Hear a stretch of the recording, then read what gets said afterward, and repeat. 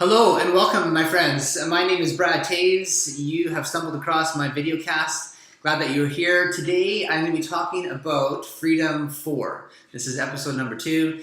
The first one I talked about freedom from, and looking at the idea of if we are to be free in life, if we are to understand what freedom is, what are we free from exactly?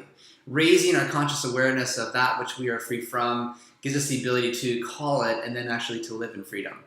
Today's talk, I want to talk about what are we free for? Now that we realize what we're free from, what next? What lies ahead of us? What are we striving for? What are we looking at? What is coming into the future? The first concept I want to look at is coming from this book called Daring Greatly by Brené Brown, who is an amazing author and speaker who I adore. She talks about shame and vulnerability. And this phrase, daring greatly, comes from a poem or a speech given by Theodore Roosevelt back in the early 1900s. And in it, he's describing the difference between the person who is in the stands in life and the person who is in the arena. The person who is watching life is the critic. He's the person who's pointing the finger at the people who are actually living life and saying, yeah, you're not so good, you thought you could do this, but you can't. But then there's the person who's actually going after their dreams, the person who is deciding, I'm going to do this, I'm going to try, and they're going to fail, and they're going to make a lot of mistakes.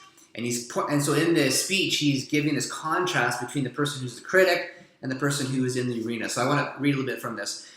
It is not the critic who counts, not the man who points out how the strong man stumbles or where the doer of deeds could have done better, but the credit belongs to the man or the woman who's actually in the arena, whose face is marred by dust and sweat and blood, who strives valiantly, who errs, who comes up short again and again, who knows great enthusiasms, the great devotions, who spends himself in a worthy cause, who at best knows in the end the triumph of high achievement, and who at the worst, if he fails, at least he fails while daring greatly.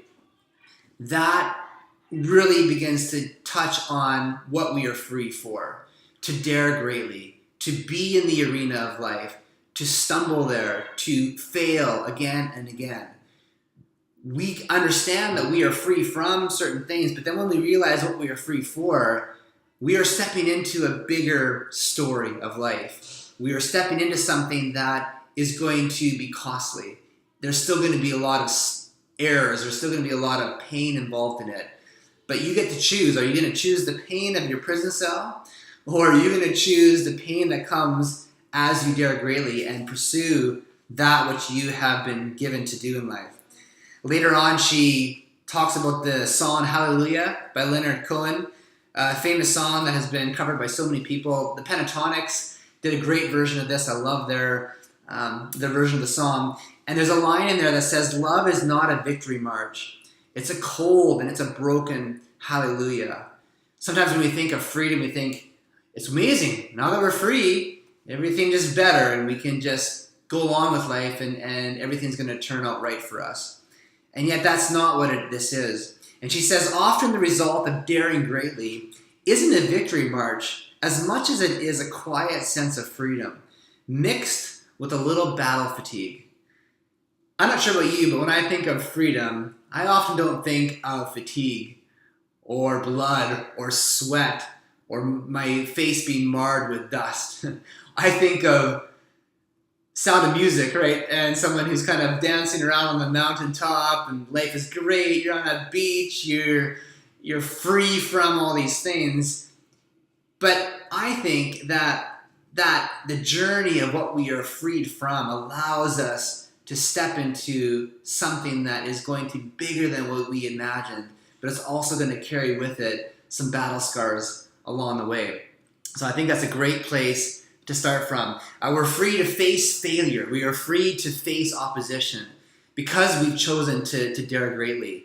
And I think it would be a false assumption that freedom means simply like an escape from society, a ticket of retirement that allows us to do nothing, to disengage from the pain and sorrow that our brothers and sisters around us feel. We've been given freedom for a reason.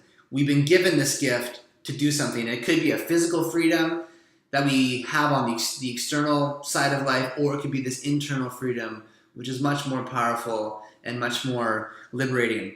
Another person I want to highlight is Les Brown. He's probably one of the most powerful motivational speakers I've ever heard. And he did this video and he's talking about this phrase, "It's possible." As we are looking to go after our dreams, as we are looking to live a life of freedom, that phrase allows us to speak with integrity when we are faced with opposition and doubtfulness and the critic inside and the critic outside saying, "You can't do this, you're too old, you're too young, you don't have the talent, you're not educated enough." That phrase, "It's possible," reminds yourself of you can do this. It is possible. Whether or not you do it, I don't know, but at least it's possible. So anytime you have an idea to do something in your business, in your personal life, you want to improve something, you want to live a life of freedom, you're going to have these thoughts and things come against you that are going to tell you the opposite. That phrase, "It's possible," is a really helpful one to remind yourself that, yeah, it is possible. Because other people have done it, you can too. I want to highlight again the book, Man's Search for Meaning. I talked about this in our last video. And he talks about freedom in this book as well. And just the idea that we can be more mission-minded when we live in freedom and when we're free for something that's bigger than ourselves. So I want to read a little bit from here. So freedom, however, is not the last word. Again, and this guy came from the Holocaust concentration camp, and he's talking about freedom here. Freedom is only part of the story and half of the truth. In fact, freedom is in danger of degenerating into mere arbitrariness, which basically like whimsical, off-the-cuff thinking, unless it is lived in terms of responsibleness. That is why I recommend that the Statue of Liberty on the East Coast be supplemented by a Statue of Responsibility on the West Coast. So funny, when I first read that, it really made me laugh, thinking of this idea of this physical monument that is entitled Statue of Liberty. We need to have its counterpart of the Statue of Responsibleness, where we are now taking responsibility for the liberty that we have been given. So in a very physical way, we see that in a tangible, external sense, but also internally, if we have been freed from accusation, then now we need to be responsible with that so that we do not, again, enslave ourselves or enslave other people by accusing them. Being responsible with the freedom that we've been given. How do we liberate other people? Because if we have been liberated ourselves, we have the opportunity to offer that invitation to other people. And the last point I want to mention is that perhaps as we walk into and live a life for something bigger than ourselves, the temptation is we can just relocate our prison. Your prison might look in a certain spot right now. You're behind bars, just metaphorically, you can sort of picture that. And then you realize, oh, I can actually walk out of this prison. And you do. But then the temptation is to pick up the prison and just move it into a different spot. Meaning your external situation might change. You might actually get out of debt. You might start to make more money. You might feel better physically. You might see changes on the outside happen.